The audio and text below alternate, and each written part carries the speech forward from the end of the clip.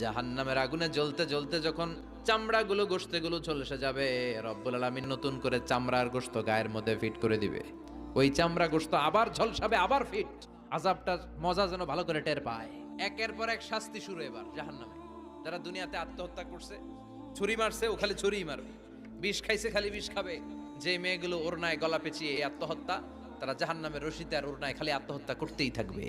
যারা স্মার্টফোনের ভিতরে ইন্ডিয়ান নায়িকাদের কোমর দোলানো ডান্স দেখেছে, অশ্লীল ভিডিও দেখেছে, জাহান্নামের গরম শিক চোখের ভেতরে ঢুকিয়ে দেওয়া হবে। যারা মিথ্যা বলতো, ওদেরকে এক লাইন জাহান্নামের ছুরি দিয়ে কুচি কুচি করে জিহ্বাটা কাটা হবে।